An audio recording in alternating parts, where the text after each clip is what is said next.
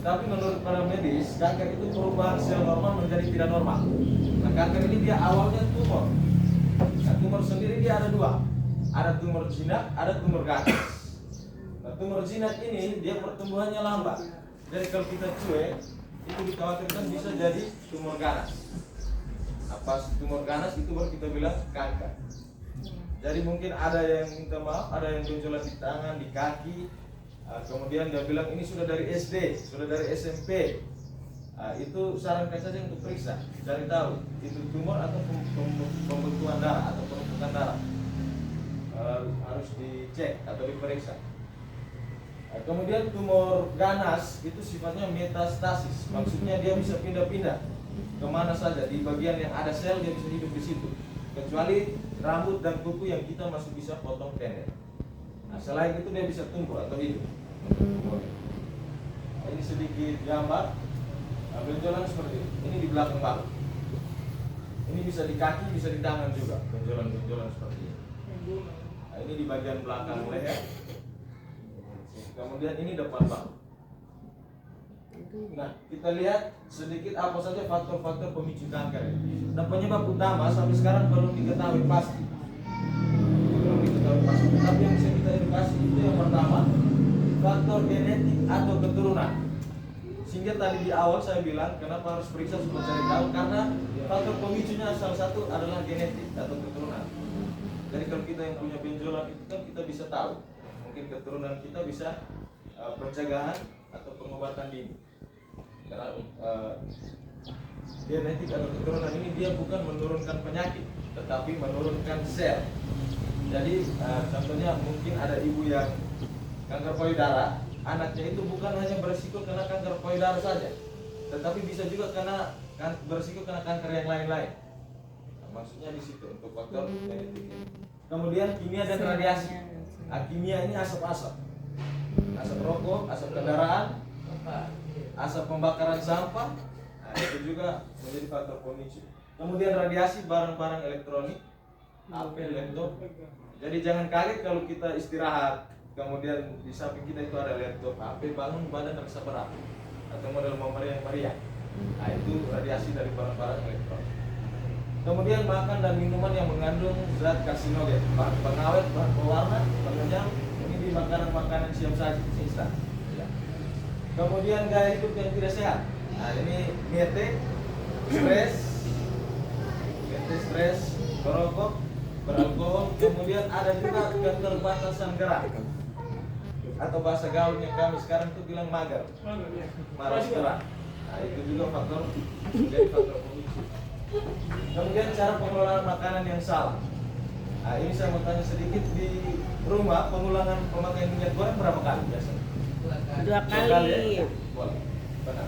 Jadi maksimalnya 3 kali. Tetapi diperhatikan ketika pakai 1 kali atau 2 kali sudah ada perubahan warna, sebaiknya diganti. Kemudian pengelolaan makanan dengan cara pembakaran, seperti ikan bakar, ubi bakar, pisang bakar, itu diusahakan yang gosong-gosong atau yang hangus jangan dikonsumsi. Dibersihkan dulu. Kemudian daratan kita ini suka dengan keran nasi, keran bulan nasi itu. Tapi itu juga diusahakan jangan yang hangus atau yang gosong itu. Dibersihkan dulu. Kenapa? Karena yang gosong-gosong itu dia ada karbon aktif. Nah, karbon aktif itu dia nanti jadi magnet. Dia yang tarik partikel-partikel bebas di udara masuk untuk saraf tubuh kita. Partikel yang tidak baik. Kemudian ada juga virus HPV dan hepatitis B. Papillomavirus ini kita curigai penyebab kanker serviks. Kalau hepatitis B penyebab kanker hati. Nah, kita lihat yang pertama kanker paru-paru. Nah, ini yang sehat kalau sudah kena kanker dia sudah tidak berbentuk lagi. Nah, kanker paru-paru seperti di data tadi penyebab pembunuh nomor 1 di Indonesia. Ini sering terjadi di usia 40 tahun ke atas, tetapi tidak menutup kemungkinan 40 tahun ke bawah juga berisiko. Apalagi anak-anak usia 5 tahun ke bawah, itu sangat berisiko. Jadi minta tolong kita yang perokok, ketika mau merokok jangan sedang gendong anak atau bayi. Atau kalau boleh jauh, menjauh, cari tempat bebas untuk merokok. Nah, yang berisiko untuk terkena kanker paru-paru siapa saja sudah pasti. Yang pertama perokok aktif dan juga perokok pasif. Ini pasti Bapak Ibu sudah tahu maksudnya. Kemudian ada juga yang berhubungan dengan polusi udara. Ini asap kendaraan, asap pabrik. Jadi kita keluar rumah, jalan atau berkendara, kita sarankan pakai masker. Kemudian pekerjaan yang berhubungan dengan pekerjaan, pabrik, asbes, tambang. Kemudian petani juga masuk. Karena pembakaran di ladang itu debu, abu, sehingga dari yang berisiko ini kita lihat hampir setiap hari atau setiap menit kita bisa temukan. Makanya kenapa kanker paru-paru tadi bisa menjadi penyebab nomor 1 kematian nomor 1 di Indonesia. Nah, karena faktor pemicunya kita atau yang berisikonya ini kita temukan hampir setiap hari. Nah, untuk kanker paru-paru itu tahap awalnya tidak ada gejala apa-apa. Jadi kita bisa bilang penyakit tanpa gejala, kanker. Jadi penyakit tanpa gejala itu mematikan. Jadi dia ada kehidupan di dalam dulu baru muncul gejala. Nah, jadi gejala itu akan muncul ketika sudah di stadium tertentu atau tahap-tahap tertentu. Seperti yang pertama itu kanker paru-paru ini, dia batuk terus-menerus sampai ada darah, keluar darah. Kemudian selalu merasa kehabisan nafas dan merasa nyeri di dada. Habis nafas dan merasa nyeri ini bukan sakit hati. Beda ya? Oh, beda. Kemudian kelelahan tanpa alasan, pindah dari depan rumah sampai belakang rumah rasa capek sekali. Kemudian penurunan berat badan dan hilangnya nafsu makan. Kalau ada yang rasa begini, disarankan saja untuk kesehatan terdekat. Ini sedikit gambar, ini yang sehat, ini paru-paru perokok, ini kanker, tumor. Kalau ini stadium akhir, stadium 4. Jadi semua organ dalam ini sudah terpapar. Jadi dia sudah stadium akhir, stadium 4. Nah, kita lihat yang kedua, kanker serviks. Kira-kira yang berisiko terkena kanker serviks siapa? Wanita ya? Ya. Yang kita lihat di sini ini gambar rahim. Nah, yang biasa tumor untuk di rahim itu ada 3. Itu yang pertama ingut telur, ovarium, kemudian endometrium pada rahim, dan juga di leher rahim atau serviks. Nah, kita lihat sama-sama wanita yang berisiko terkena kanker di leher rahim. Itu yang pertama sering bergonta-ganti pasangan. Jadi kita minta untuk setia, tapi bukan wanita saja, pria juga. Kemudian wanita yang melakukan seks bebas di bawah usia 16 tahun atau menikah dini. Nah, ini organ reproduksinya belum siap atau belum matang. Kemudian wanita yang tidak pernah menjaga kebersihan alat reproduksi. Nah, saya kasih contoh 2 nanti nilai sendiri. Yang pertama, mungkin ada wanita karir atau aktivitasnya tinggi dari pagi sampai sore atau sampai malam. Pada saat aktivitas berkeringat, minta maaf mungkin pakaian dalamnya terasa lembab atau basah. Nah, kalau sudah lembab atau basah bisa tumbuh jamur dan bakteri. Kalau sudah tumbuh jamur dan bakteri pasti terasa gatal, tidak sengaja kita garuk, iritasi. Nah, iritasi itu jalan masuk untuk jamur dan bakteri. Kemudian yang kedua, minta maaf untuk rambut-rambut reproduksi panjang maksimal 3 cm, bukan 3 meter. Kemudian jangan diukur juga, kira-kira saja. Nah, kenapa? Karena terlalu panjang juga kemungkinan ada jamur dan bakteri. Dan juga tidak boleh botak juga atau dihabiskan, karena nanti tidak ada penyaring atau pelindung untuk jamur dan bakteri. Nah, kemudian kita lihat yang kedua, wanita yang berisiko terkena kanker di badan rahim atau endometrium. Itu yang pertama tidak pernah melahirkan. Nah, ini nanti dia punya siklus menstruasi juga akan berbeda dengan orang yang melahirkan. Kemudian wanita yang menstruasi terlalu dini, 10 tahun ke bawah sudah menstruasi. Kemudian wanita yang terlambat menopause, 50 tahun ke atas tapi masih menstruasi, itu juga berisiko. Kemudian obesitas. Nah, obesitas ini kita jangan lihat dengan kasat mata saja. Dia tinggi, besar ya kita bilang obesitas, tidak. Tapi ada perhitungannya. Coba cari di internet, ketik saja perhitungan indeks massa tubuh. Itu ada perhitungannya berapa? Kemudian yang ketiga yang berisiko terkena di ovarium atau yang telur. Ini penggunaan pil KB yang lebih dari 5 tahun. Maksudnya kami di sini tidak membatasi penggunaan pil KB 5 tahun berarti tidak. Tetapi maksudnya setelah 5 tahun penggunaan pil KB kembali lagi ke fasilitas kesehatan, konsultasi. Kira-kira boleh lanjut pakai pil KB atau pakai alat kontrasepsi yang lain. Maksudnya seperti itu. Kemudian mengkonsumsi obat-obat yang meningkatkan kesuburan. Nah, ini juga berisiko. Ini kesuburan reproduksi maksudnya. Jadi kenapa berisiko? Karena hormon wanita tidak semua standar. Ada hormon yang memang harus rendah, ada yang harus tinggi. Tapi ketika mengkonsumsi obat-obat peningkat kesuburan itu nanti menstimulasi atau merangsang hormon-hormon itu kadang yang tinggi jadi rendah, rendah jadi tinggi. Nah, itu juga berisiko. Kemudian tumbuhnya tumor dan di dalam indung telur seperti miom dan kista. Pernah dengar ya? Jadi miom itu daging tumbuh, kista itu gelembung berupa cairan darah dan juga nanah. Nah, ini kehidupan awal untuk tumor di dalam rahim. Kita kasih nama polips. Dia kecil seperti ini. Ini biasanya kalau periksa atau terdeteksi itu biasanya masih ukuran 0,0 sekian. Tapi dia sudah ada kehidupan, itu baru muncul gejala. Tapi kalau belum ada kehidupan, itu gejala belum. Nah, ini contoh kista. Kalau di dalam rahim dia seperti ini. Nah, ini yang normal. Kalau kista ovarium dia membengkak seperti ini. Nah, ini contoh kita lihat sepintas seperti ibu hamil, tetapi ini sudah menopause, sudah lanjut usia, sedang mengalami atau menderita kista ovarium. Nah, ini sedikit gambar, ini pengangkatan kista ovarium berat sekitar 40 kilo. Ini kurang 10 kilo sama dengan beras sekarang kuning itu 50 kilo.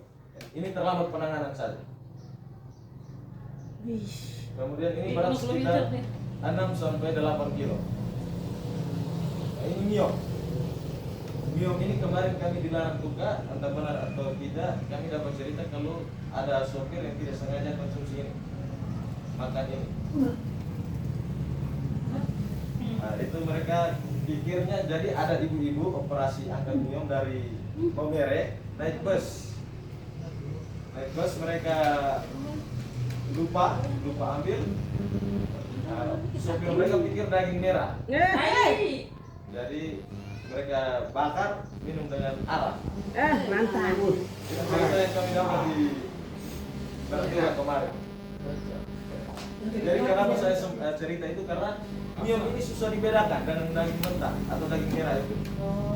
Jadi kalau ada yang melakukan operasi atau pengangkatan miom ini, harap perhatikan baik-baik untuk miomnya ini. Jangan simpan sembarangan di dalam sembarangan. Nah, kita lihat gejala untuk kanker serviks ini. Yang pertama adanya pendarahan yang tidak normal, flek, bercak pada saat melakukan hubungan suami istri di luar masa haid dan juga pada saat masa menopause.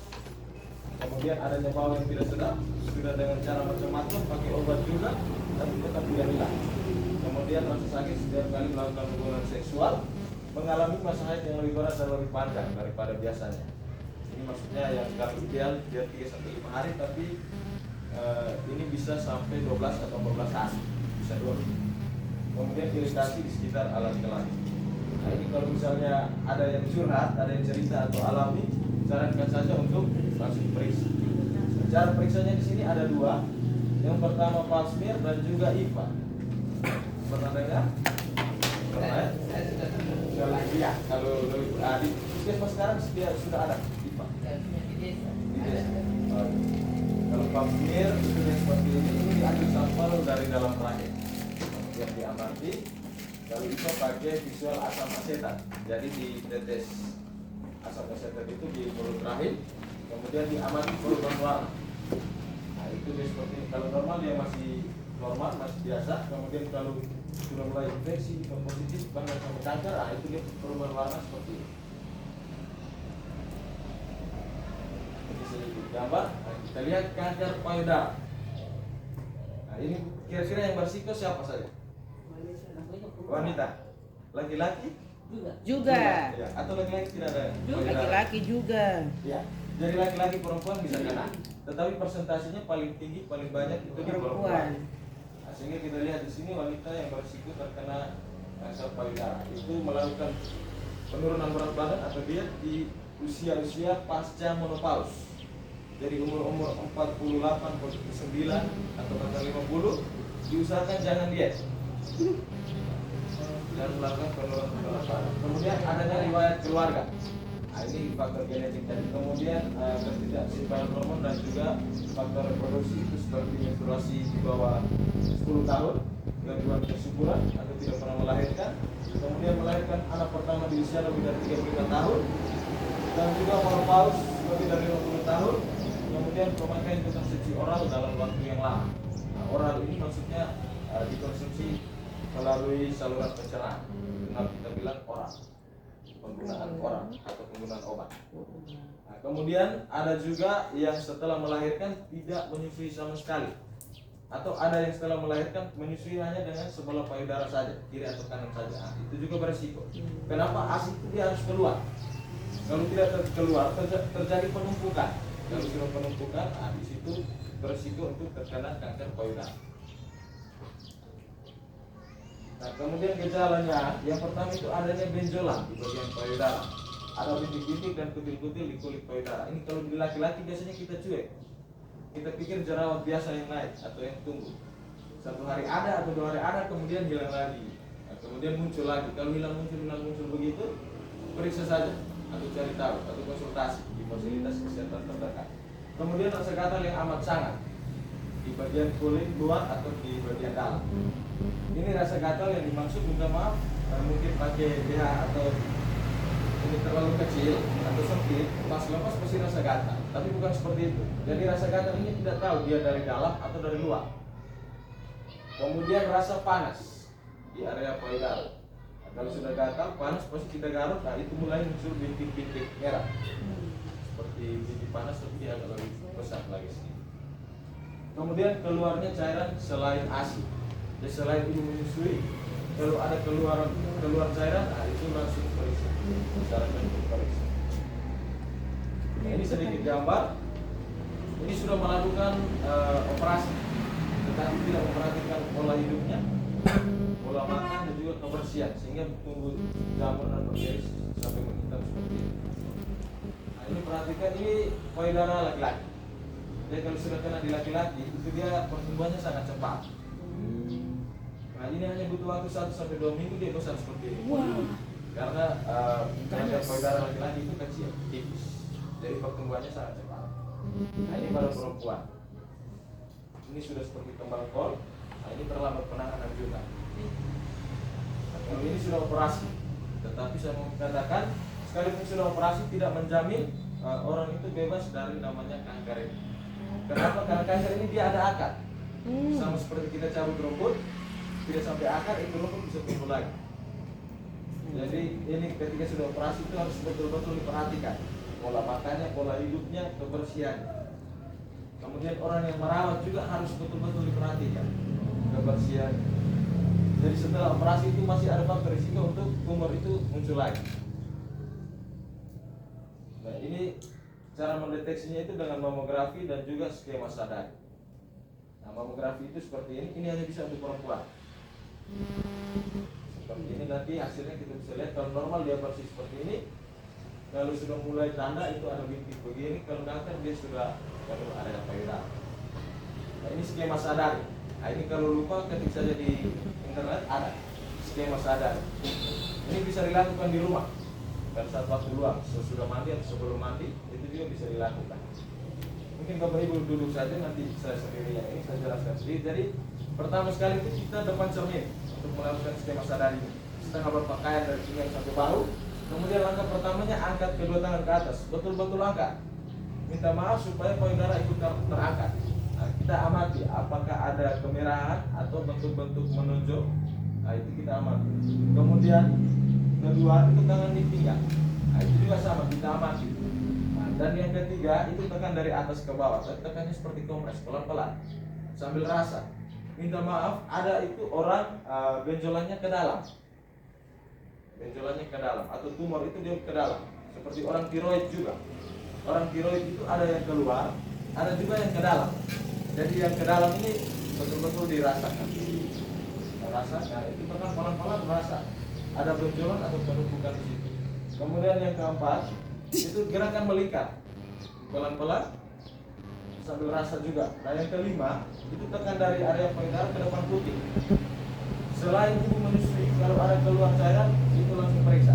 Apalagi laki-laki, tidak ada hubungannya laki-laki keluarkan cairan dalam payudara, itu juga langsung periksa.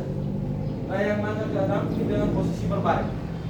Itu pertama dengan cara kita bantal taruh sejajar payudara di bagian belakang. Kemudian kalau mau periksa yang kiri, kita angkat tangan kiri ke atas kepala sentuh telinga. Kemudian tangan kanan dari arah ketiak. Kenapa dari arah ketiak? Karena ada orang kelenjar payudaranya itu sampai ke area ketiak. Nah, sambil rasa ada benjolan atau kalau lupa ketik saja di internet ada. Ini sedikit gambar edukasi di beberapa instansi. Nah, ini sedikit informasi. Yayasan kami selain program edukasi seperti ini, kami punya program rumah singgah. Nah, rumah singgah ini adanya di Makassar. Aduh. Nah, kenapa di Makassar? Karena wilayah-wilayah timur mulai Papua, Maluku sampai kita di NTT ini rata-rata untuk rujukan keluar provinsi itu biasanya di 3 tempat atau 3 daerah. Surabaya, Bali, dan juga Makassar.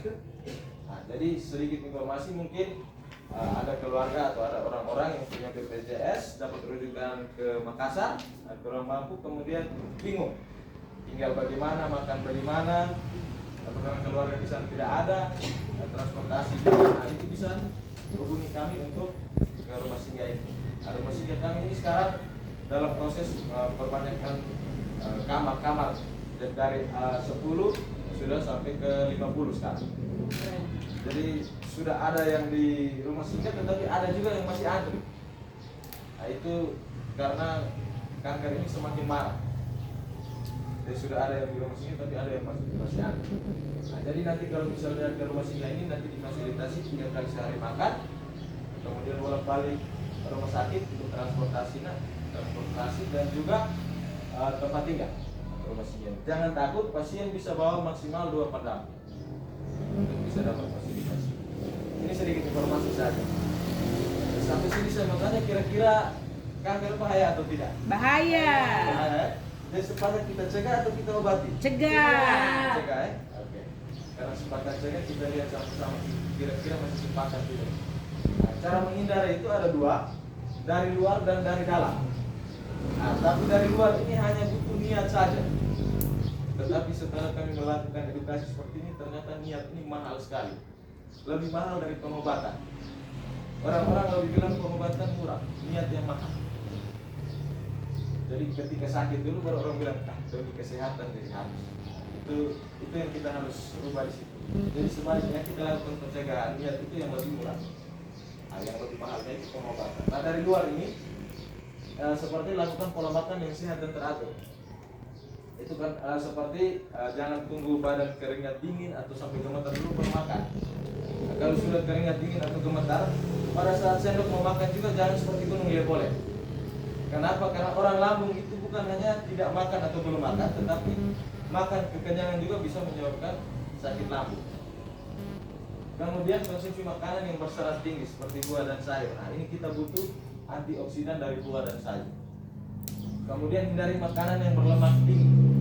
Jadi kalau ke pesta sendoknya yang tenggelam atau yang terapung, yang daging-daging. Tenggelam, tapi terapung lebih enak pasti. Nah, itu juga dikurangi untuk lemak-lemak tinggi. Kemudian hindari makanan yang mengandung zat karsinogen atau bahan pengawet. Dan juga lakukan olahraga secara teratur. Nah, olahraga ini kita sarankan untuk usia 40 tahun ke atas, punya gangguan peredaran darah tinggi, darah rendah, atau gangguan kardiovaskular. Kita sarankan langkah saja. Ya, jangan olahraga berat. Nah, kalau misalnya mau lari, nah itu kalau misalnya tidak sengaja terangkut atau tersandung, jatuh, nanti orang bilang pembuluh darah pecah. Nah, itu. Jadi kita sarankan, dan untuk langkah itu per hari 1000 langkah disarankan ke Menkes. Minimal 1000 langkah, maksimal 10.000 langkah. Nah, dari olahraga ini kemarin sebelum saya belajar juga saya sempat bertanya begini, kenapa orang gila itu susah sakit? Mungkin ada yang bisa jalan, jawab. karena suka jalan. Iya. Ya keliling kampung juga jalan. Iya. Dia banyak langkahnya. Nah, dari langkah itu dia dapat kardiovaskularnya itu bagus. Sistem peredaran darahnya bagus. Jadi orang gila itu hanya salah pola makan dan kebersihan saja. Tapi kalau untuk peredaran darah dia sangat bagus, sangat lancar. Dari kelima ini kira-kira mana yang paling susah untuk dilakukan? Atau gampang semua? Kalau gampang berarti nanti data tadi pasti di tahun 2027 pasti turun persentase.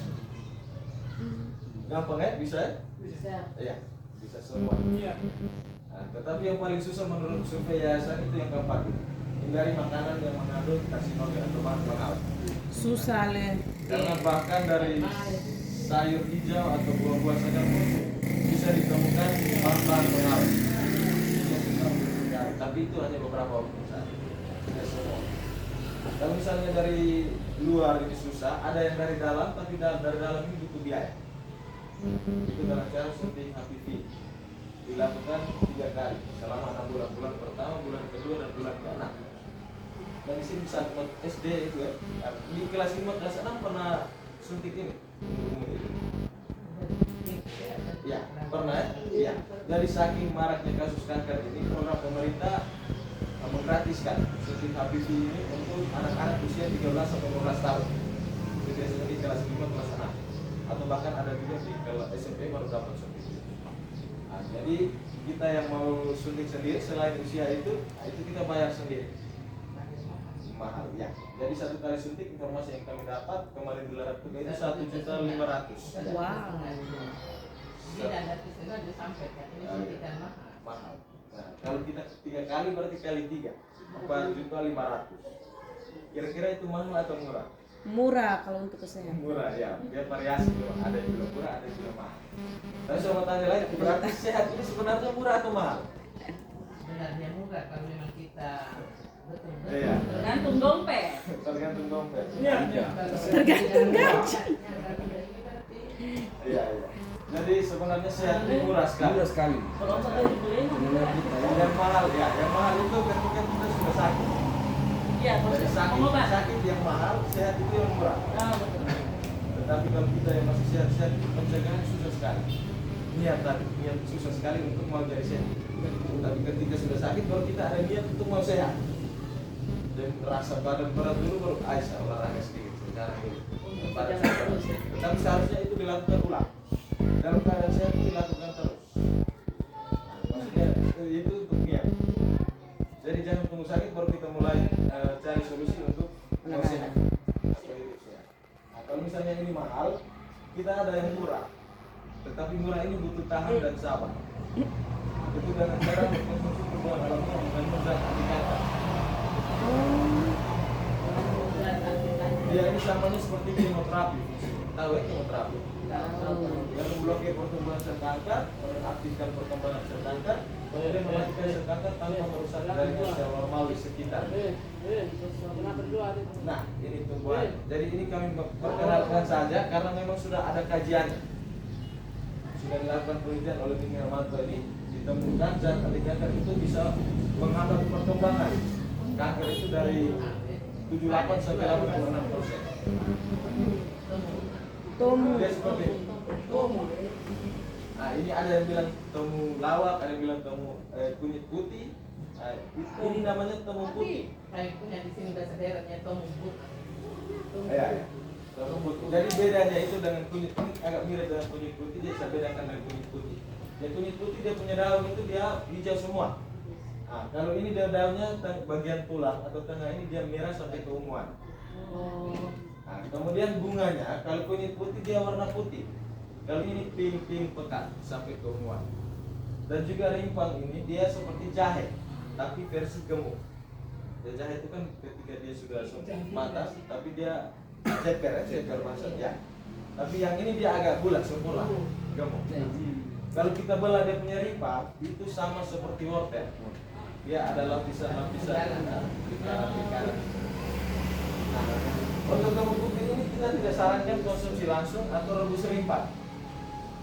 Kenapa kalau rebus rimpang tidak boleh? Itu karena ketika kita rebus itu ada beberapa zat itu bisa mati di panas-panas tertentu atau suhu tertentu atau air didih tertentu itu bisa mati. Jadi nanti anggap saja kita minum rebusan kosong, air rebusan kosong tanpa khasiat atau tanpa efek. Kemudian kita juga tidak sarankan rebusan rimpang karena sekalipun kita timbang beratnya sama, belum tentu dia punya zat di dalam itu sama juga atau seimbang. Jadi itu nanti mempengaruhi takaran dan juga dosis atau efek.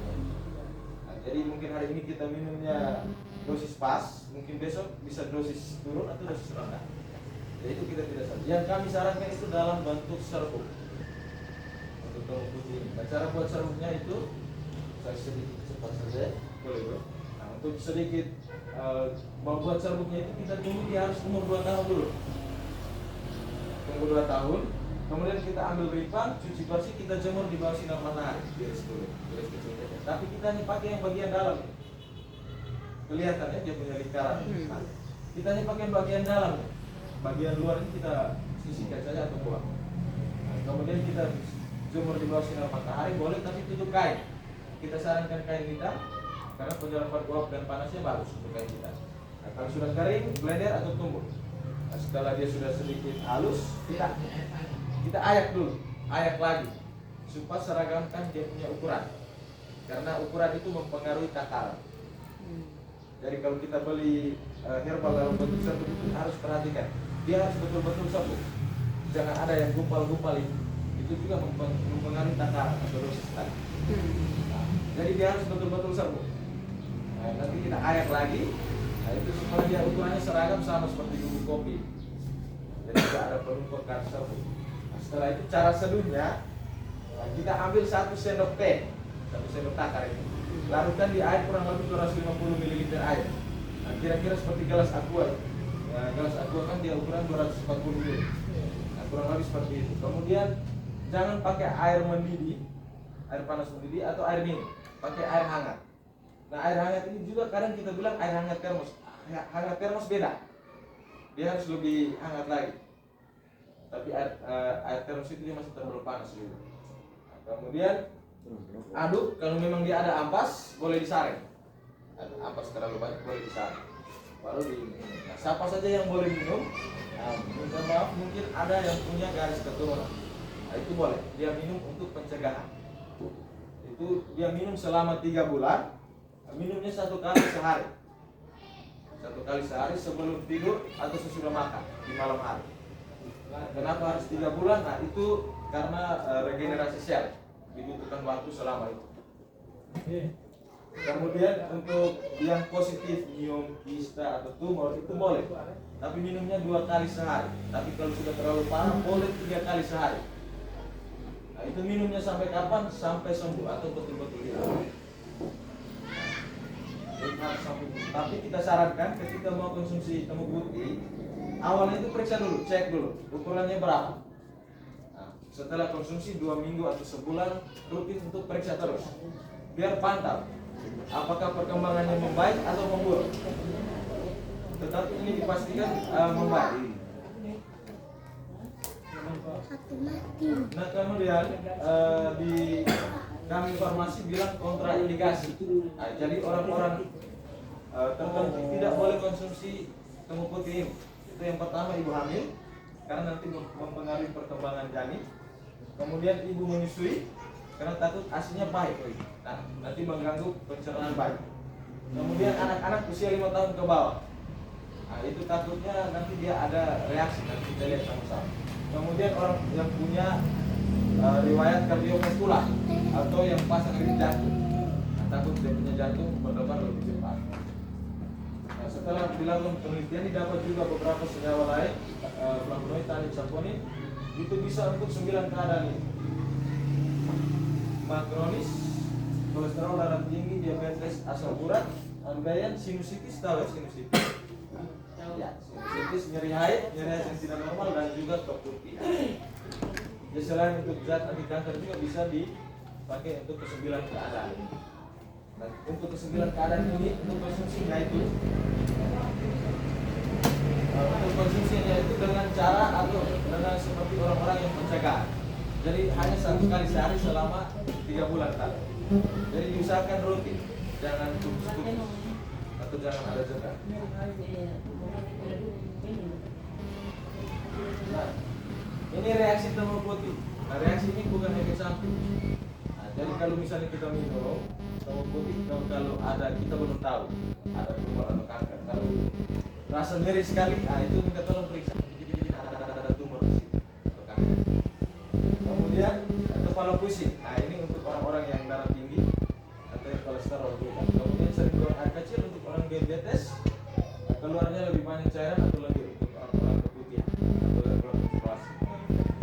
Nanti keluarnya seperti hati ayam yang iris kecil kecil. Kemudian asam urat seperti mau kambuh. Jadi dia konsumsi putih itu asam uratnya seperti mau kambuh. Nah, tetapi reaksi, jangan takut, reaksi ini biasanya sekitar 3-10 hari. Jadi kita sarankan perbanyak minum air putih juga. Nah, air putih ini standarnya minum dalam sehari itu 8 gelas atau 2 liter. Nah, reaksi ini sebenarnya positif, sama seperti kita taruh betadine atau alkohol di luka pertama itu. Kalau kita taruh betadine atau alkohol itu di luka pertama pasti nyil, balik basis. Tapi hanya beberapa saat saja. Kemudian tidak semua orang merasa ini reaksi. Nah, rasa ini reaksi tergantung sistem imun dan daya tahan tubuh. Ini kita sudah sampai di penghujung, tapi saya ada satu sedikit informasi. Nah, informasi ini hanya untuk membantu saja. Bagi yang betul-betul membutuhkan kamu pun, ya, itu kita bantu karena mungkin setelah kami memperkenalkan herbal ini ada yang mengeluh tidak mau tunggu 2 tahun, ada juga yang tidak mau ikut repot olah, ada juga di daerah-daerah mereka itu tidak ada hubungan. Sehingga kami yayasan punya rekomendasi untuk mengikuti. Jadi setelah kami dari Ladang Tunggal kemarin banyak juga ternyata mereka sudah mulai olah temu putih, olah semir, tim pertanian mereka olah. Tetapi yang kita sarankan itu yang ini. Kenapa kita sarankan? Karena dia punya badan pom sama sertifikat halal. Nah, jadi ini kita hanya sarankan saja kalau memang benar-benar membutuhkan untuk menunggu dia. Jadi kalau masih ragu dengan dia punya sertifikat, boleh saja dicek di internet untuk tahu punya keahlian. Jadi semua produk-produk yang dalam bentuk kemasan, nah itu perhatikan dia punya ini badan pom itu edar. Bahkan sampai minta maaf di pembalut juga itu harus diperhatikan. Karena memang pernah kasus juga selalu kalau jadi yang diperhatikan itu badan pom, sertifikat halal dan juga expired. Nah, untuk aset ini dia dalam bentuk botol, isinya 90 kapsul. Satu kapsul itu beratnya 500 mg. Jadi 90 kapsul ini sudah dikupas untuk orang-orang pencegahan selama 3 bulan. 3 bulan 90 kapsul. Kemudian ini hanya bisa didapat di platform online. Untuk di toko-toko obat sekarang belum ada. Kenapa? Karena syarat satu sediaan itu masuk ke apotek itu sangat banyak, sangat lama. Yang sekarang hanya bisa di platform online seperti Shopee dan Tokopedia. Itu kalau di online biasanya dengan harga 335 sampai 600 tergantung kebutuhan aku. Itu di luar ongkir juga. Kalau misalnya ada yang benar-benar membutuhkan kemudian transisi dengan belanja-belanja lain seperti mungkin takut barang palsu, barang tiruan, nah itu kami yayasan juga bisa bantu mencempangkan untuk mendapatkan aset. Itu kalau dari yayasan biasanya estimasi 3 sampai 5 hari. Kemudian kalau melalui yayasan itu biasa dengan harga 275.000 untuk semua wilayah Indonesia. Ongkos kirimnya yayasan yang tanggung. Jadi misalnya ibu mereka pesan di sini, keluarga di Manggarai atau di Timur atau di luar NTT boleh. Itu nanti semua yayasan yang tanggung dengan harga 275. Baik, kita sudah sampai di penghujung, mungkin lagi 15 ya, mungkin ada yang mau tanya atau mau sharing atau mau cerita boleh. Kemudian kalau misalnya ada bapak ibu di sekitar atau kenalan yang mengalami tumor atau kanker ini tapi belum terdaftar di puskesmas, nah, itu boleh diinformasikan ke kami melalui nomor yang ada di surat informasi itu. Nah, itu boleh. Tapi nanti juga itu juga kami coba hubungi. Kalau memang tidak diizinkan untuk kami hadir, kami tidak bisa hadir. Jadi ada yang bahkan untuk kanker ini kemarin di Ladang Tunggal, anaknya itu sudah kena bolak-balik kemoterapi pengobatan, baru mamanya jujur. Mamanya jujur, itu beresikonya seperti itu. Jadi yang kita mau maksudkan di sini supaya kita putuskan ya, genetik itu tidak berbaik. Kenapa orang-orang itu ketika kena kanker atau tumor itu mereka jadi sembunyi, jadi takut atau jadi malu? Kalau memang rata-rata orang itu sugesti kalau kanker atau tumor ini disebabkan oleh pergaulan bebas, seperti HIV atau yang lain-lain. Nah, jadi buat orang jadi takut atau malu untuk melakukan pengobatan. Baik, sampai di sini mungkin ada yang mau Misalnya, ya boleh Pak. Istirahat. Jangan aja saya. Tanya gini, apakah sakit hati atau patah hati memicu terjadinya kanker hati? Iya. Oke, kanker hati. Ngeri. Ya. Baik, saya izin jawab dulu ya. Mungkin ada yang mau tanya nanti setelah saya jawab. Ya, jadi begini. Jadi seperti tadi salah satu faktor pemicu itu stres. Oh, stres. Ya, jadi kalau sudah sakit hati otomatis stres. Aduh. Dan kalau otomatis stres sudah pasti sistem imun turun. Daya tahan tubuh turun. Nah, jadi stres itu dia buat sistem imun tuh otomatis tidak ada Pantesan dah. penawaran lain. Dia tetap pasti daya tahan tubuh tetap turun. Jadi stres itu mengganggu sekali atau berisiko sekali. Jadi ketika sudah stres, sistem imun turun, apalagi mete. Nah, sakit hati biasanya mete. Nah, jadi kita punya sel ini pintar, sudah setting sedemikian rupa pintar sekali. Ketika dia tidak berfungsi lagi, dia bunuh diri atau mati. Nah, kemudian dia hidup lagi kapan? Pada saat kita istirahat, tidur. Itu standar untuk orang dewasa kan 6-8 jam. Nah, kalau misalnya kita mete, kita istirahatnya mungkin 2 jam saja. Itu waktu untuk sel yang mati tadi mau berkembang lagi atau regenerasi, mau hidup kembali atau membela diri, itu tidak ada. Jadi sel mati itu akan tetap mati. Nah, sehingga pada saat di sel mati itu yang peluang untuk tumor hidup. Jadi punya faktor resiko ketika sakit hati tadi. Jadi sakit hati pasti stres.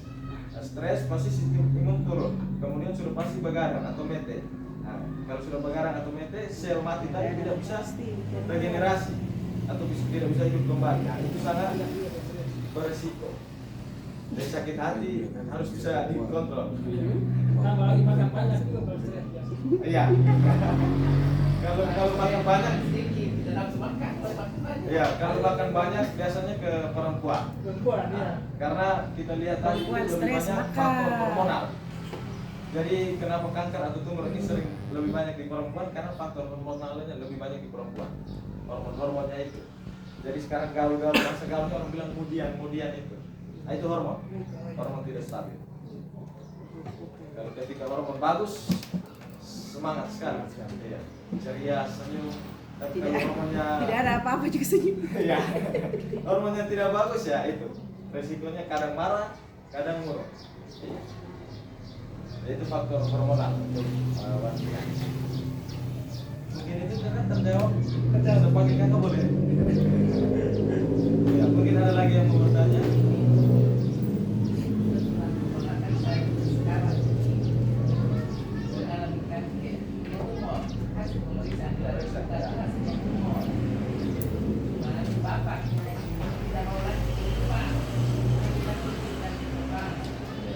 Bahasanya dioperasi, bapaknya takut pas di itu kena benturan 2 tahun yang lalu. Dan baru terasa sekarang hasil pemeriksaan diperiksa di rumah sakit Balerang di Balerang Suka. Hasil pemeriksaannya katanya tumor. Dulu di Balerang Suka tapi bapaknya tidak mau, akhirnya ke orang pintar. Orang pintar. Nah, jadi untuk kita di sini Jadi nanti saya kasih nomornya, barangkali bisa ini. ke bapaknya. Bapak atau anak kakaknya Ya. supaya bisa kasih Ya. barangkali masukan yang bisa membuat pola pikir mereka kesehatan. Jadi kalau seperti itu nanti kira-kira umurnya itu ganas atau jinak? Belum sampai ketahuan pasti. Kalau memang apa bisa sangat disarankan ini. Nanti kita sambil antar dengan pengelolaan stresnya itu, soalnya kita ada ke bagian-bagian psikologisnya juga. Ada sistem sekarang sistem edukasi. Kalau untuk sekarang kita belum sampai diagnosa atau pemeriksaan. Nah, tapi untuk pemeriksaannya kita masih kerjasama dengan pemerintah setempat untuk fasilitas kesehatan. Jadi masih kerjasama. Tapi itu bisa juga kalau memang diizinkan. Nah, tetapi memang ada yang benar-benar tidak mau untuk kita kunjungi. Iya. Soalnya kami kemarin di Larang Tuka saja ada ibu, mereka itu keturunan. Jadi ada 4 saudari, kena semua. Hati-hati. Kena semua. Nah, jadi itu mungkin sudah berumur juga. Juga mereka ke sana pas dengar kami komunikasi seperti ini di RT, mereka hadir. Hadir waktu itu ternyata ketika kami minta untuk hadir ke mereka ke rumah, nah, mereka sangat terima. Dari situ kan itu baik. Tapi memang ada yang tidak mau sama sekali. Ada yang tidak mau sama sekali. Nanti kami bangun komunikasi. Iya. Bangun komunikasi dulu kemarin ada nomor juga Di surat. undangan. Nah, itu. Ini itu enggak ada kasih tahu. Belum bisa tuh siapa tuh. Saya lanjut sedikit itu kan. Iya, lanjut. Dan untuk aset ini kalau misalnya dari melalui yayasan penerbangan putih itu kita biasanya minta untuk isi belangko. Isi belangko. Saya minta izin tampilkan belangko boleh? Boleh. Jadi belangko ini hanya diisi pada saat penyuluhan seperti ini. Setelah selesai penyuluhan kita tidak bisa isi belangko lagi. Belangkonya seperti ini ada nama, nomor telepon, jumlah dan juga alamat. Nah, jadi di sini kita untuk nomor telepon kita sarankan pakai nomor yang aktif atau nomor WA sehingga nanti pada saat konsumsi aset ini bisa dipantau baik secara online atau secara langsung. Dan juga kalau misalnya untuk pembayaran dan segalanya kita bilang COD, ada barang dulu baru dilakukan transaksi atau pembayaran. Jadi kami jalan edukasi ini kami tidak bawa sediaannya atau aset ini. Jadi estimasinya tadi 3-5 hari. Ini yang benar-benar membutuhkan saya. Kemudian kami juga bisa pantau langsung, pantau secara offline. Ya ini kami di Adutaras ini baru di Lewaran sini baru sekitar mau 1 minggu. Kami dari Larang Tuka, setelah dari sini mungkin nanti ke Solo lain. Jadi kita masih dalam tahap pertama itu edukasi, informasi. Ini untuk kanker ini dia pembunuh terbanyak atau di Indonesia itu dia peringkat kedua setelah jantung, diabetes, silakan. Ini juga mungkin tadi ada ibu yang masih kurang jelas mengenai harga. Ulangnya. Oh harganya ya. Kalau online itu biasanya 335 sampai 600 tergantung keberuntungan akun. Ada akun yang beruntung itu dia dapat dengan 335. Nah itu secara online. Tapi kalau misalnya takut kasih isu model belanja online, apalagi sediaan seperti ini, takut barang palsu kah atau barang tiruan kah, nah, itu kita yayasan bantu jembatan bisa dapat akses. Itu kalau dari yayasan itu dengan harga 275. 275. Jadi untuk orang-orang yang punya garis keturunan ini dia punya pilihan. Dia boleh pencegahan dengan pengobatan atau pencegahan dengan pemeriksaan dini.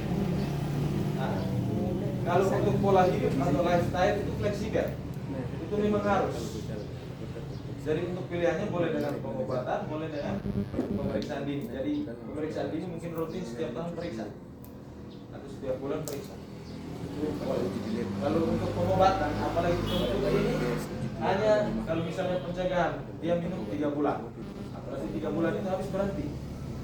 Kita tidak sarankan untuk tangguh. Berhenti dulu, minta maaf supaya apa? Supaya tubuh itu terbiasa tanpa obat. Jangan bergantung dengan obat. Nah, jadi hanya 3 bulan berhenti dulu. Berhenti dulu. Waktu yang sisa itu usahakan perbaiki pola hidup untuk pola makan. Untuk obat yang kapsulnya itu dia memang serbuk sari yang sudah di ini atau ada percampuran Oh, ya. masuk ke toko begitu, masuk Oh, ya. ke pabrik gitu. Ya, baik. Gimana? Nah, jadi sebelum kita sarankan memang sudah dilakukan kajian khusus lagi untuk aset ini, untuk yayasan. Jadi kita sarankan ini bukan asal sarankan saja, tapi memang ada syaratnya itu kami bisa sarankan. Jadi dilakukan pemeriksaan, jadi dia punya dalam kapsul ini benar-benar murni kamu putih. Nah, dibuat dalam bentuk kapsul ini supaya kasih hilang rasa pahit. Karena ini pahit sekali, dia lebih pahit dari sambal loto. Dia lebih pahit. Kemudian dari kapsulnya ini dari gelatin sapi. Oh iya, bisa disadul ya. Ya, kalau mau seduh mau buat dengan ini boleh dibuka dia punya cangkang, boleh boleh diaduk. Kalau memang kuat pahit. Telan langsung dengan kapsulnya sudah. Iya, biar kalau tidak memang pecah di dalam. Nah, kalau tidak tahan pahit boleh langsung dengan kapsul. Kalau ini dia murni serbuk bawang putih, tidak ada bahan-bahan yang lain. Untuk yang aset ini. Untuk yang aset.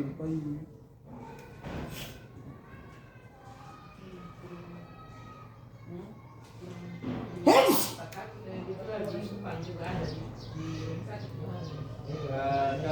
Kalau di Yohanes itu kapsulnya ada, tapi dia untuk lebih banyak di etalase itu yang masih dalam bentuk mika, tapi yang berdiri itu apa namanya istilahnya? Masih kemasan, masih serbuk. Nah, itu memang dipakai oleh dokter penyakit dalam untuk pendamping pengobatan. Itu karena dikejar yang regenerasi sel tadi, perbaikan sel-sel mati. Nanti di kapsul nanti di apa tempatnya itu juga nanti sudah dituliskan misalnya tidak ada penyakit yang kita rasakan cuma mau konsumsi obat itu kan ya. nanti ada itu juga boleh pencegahan. penjelasannya Itu juga boleh. Itu tetap dia dengan caranya itu seperti orang pencegahan 1 kali sehari selama 90 hari. selama 3 bulan. Iya. Dia untuk kita yang capek, apa juga baik. Karena saya sendiri pernah mencoba. Kemudian untuk yang merokok juga baik. kalau kok ala membuat kopi perolah Karena antioksidannya itu dan perbaikan sel itu boleh. Saya minta izin tutup dulu ya, Bu. Sudah jam 9. Kalau memang ada yang masih mau tanya, saya juga masih bisa. Ya, masih bisa. Kemudian ya, kalau memang nanti ada yang benar-benar membutuhkan, boleh masukkan nama di belakang. Mencegah lebih beres.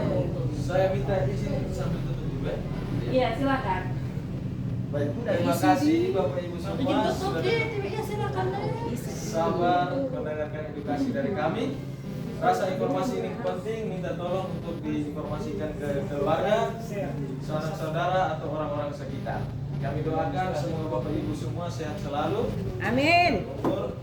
Dari tempat ini juga saya minta maaf kalau Jam